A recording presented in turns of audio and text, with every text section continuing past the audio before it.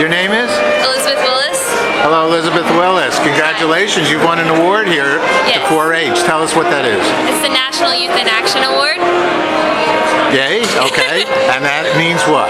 It's based off of community service in your 4-H project. Okay, tell us, well, what is 4-H for you?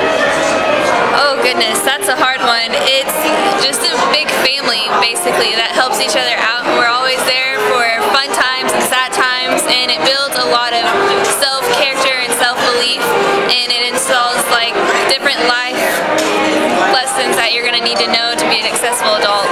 Beautiful. So what did you do? Do you believe that you got this award for?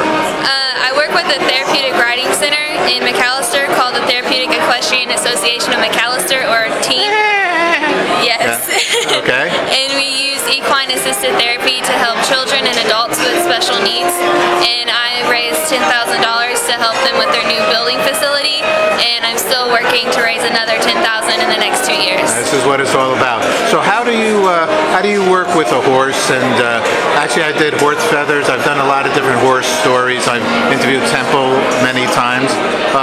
What do you do to make a child feel good and to learn and to grow through something like that kind of an experience? Well, you know this saying, something about the inside of a horse is good, or something about the outside of a horse is good for the inside of a child, and that is proven in our riding facility because the children get to like groom the horse and help take care of him, and so they're no longer the ones being taken care of, but the caretaker.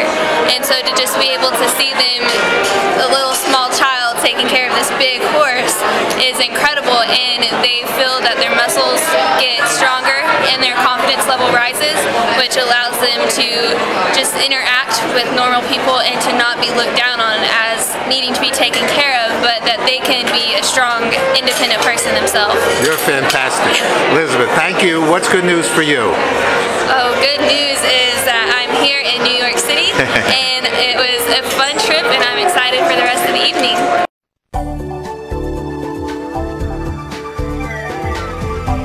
I'm here with Dr. Temple Grandin. Hi, Temple. How are you? I'm just fine. Excellent. You're going to be honored here tonight at the 4-H evening, and rightfully so.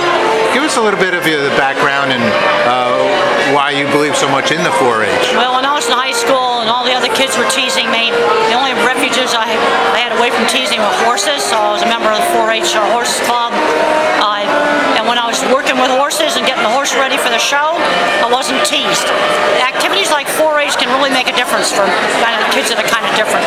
I've always advocated, get them involved in things where there's shared interests. Things like 4-H, FFA, Boy Scouts, Girl Scouts, computer club, the school play, band, concerts, art clubs. Get them involved with special interests. In your educational, you're a teacher as well. Is it Colorado? Yeah, I'm a professor of animal science at Colorado State University. So what do you teach kids there? Well, I teach livestock behavior, and I teach it to both the animal science students and to the veterinary students. I remember when we interviewed you previously, you talked so much about how we can learn so much from animals. That's really in your soul, isn't it? Well, what helped me in my work with animals is I'm an extreme visual thinker. Well, an animal doesn't think in words. An animal thinks in sensory, vision, touch, smells, sounds. It's a sensory-based world. It's not visual. It's also a very detailed world. And I was good at figuring that out. Okay, and autism. Let's take a moment about that as well. You're devoted to the cure, I would say. Well, I'm devoted to helping people, get up to their full potential. I don't consider myself cured. My new book, The Autistic Brain, is coming out, and it shows all these brain scans that show that I definitely still have autism. But the thing is, I've adapted. Early intervention, I got great early intervention. I had great teachers. Autism's a big spectrum, going from somebody that remains nonverbal to somebody who's kind of moderate to somebody that's, might be running a Silicon Valley company. But I'm seeing too many kids today on the higher end of the spectrum that are not learning work skills, and I'm really concerned about this. Kids around 12 years old, they ought to be walking some dogs for people. They need the discipline of doing a job every single day. How about the undetected? What if you had to make a statement out there for parents who might not have any idea but wonder sometimes about their child? Well, the thing is, there's a point where being a little less social is just a personality quirk. You know, there's no black and white dividing line between autism, Asperger's, and the DSM-5 is going to take Asperger's out, make it social communication disorder. You know, when does it become an abnormality? There's no black and white dividing line. I'd say half the computer people in Silicon Valley have a little dash of autism. All right, what's good news for you, Temple? Well, Any I'm aspect very, of your very life? happy about getting the award tonight.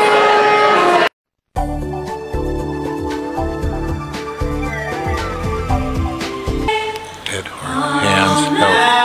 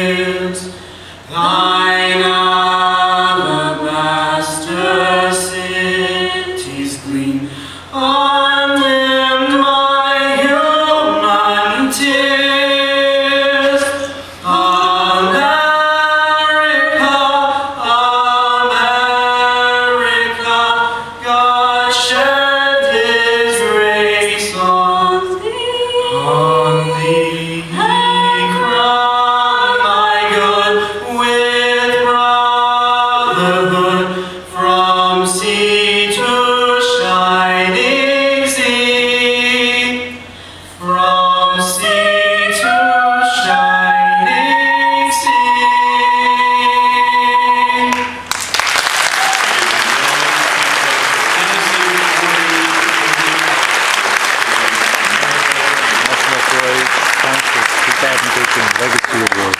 And now, please welcome our Master of Ceremonies for the evening, the award-winning CNN correspondent and news anchor on the Situation Room with Wolf Blitzer, Lisa Sylvester.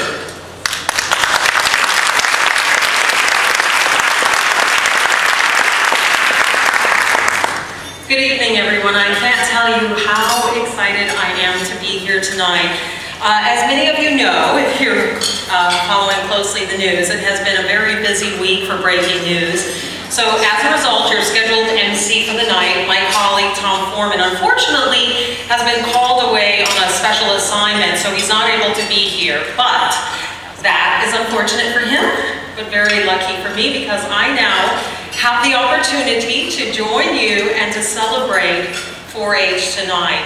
You know, Tom Foreman, who's a good friend of mine, he was a 4-H alum from Illinois, and he's talked to me a great deal about his years at 4-H and just how important it has been to him and what it has meant to him, how it shaped him as a man, as a journalist, and as a parent.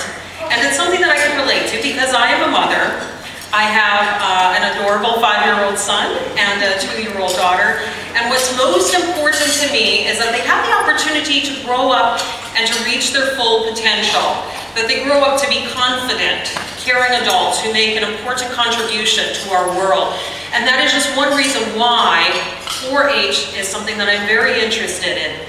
As a journalist, I see every day just how complex and challenging, to be honest, that our world has become. You see it, you know, from Newtown, Connecticut to Boston, Massachusetts this past week.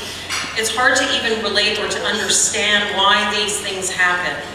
When you take a look at the economy, for example, with an unemployment rate above 7.5% still. When you look out at the world and you see in the United States, you have more than 40 million people who are living in poverty. When you look at our schools, and when one survey, for example, half of teens surveyed said that they had been cyberbullied at one time or another. But I believe very firmly that we are all hardwired for good. And 4-H is a perfect example of that. And I see it in this room, I see it in the stories, in the young people that I've met today, in our communities, in our cities, and in our country. And as you'll hear tonight, some of the wonderful ways that 4-H is providing solutions to these global challenges. So first we want to get started by sharing the words that unite 4-Hers all around the world. So please welcome Tayshawn Cavalier, a 4-H alum from the Bronx. He is now a freshman at Dowling College. And Keanu Qualo, a 4-Her from Queens and the president of the Forest Hills High School 4-H Club, who will lead us in the 4-H pledge. Welcome.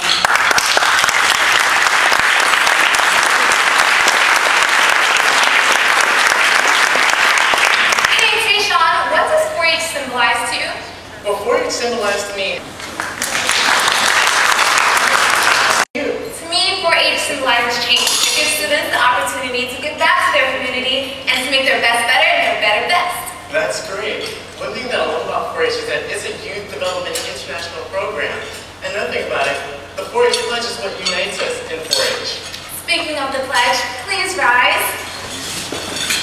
If you're not familiar with the pledge, you can join us on the screen.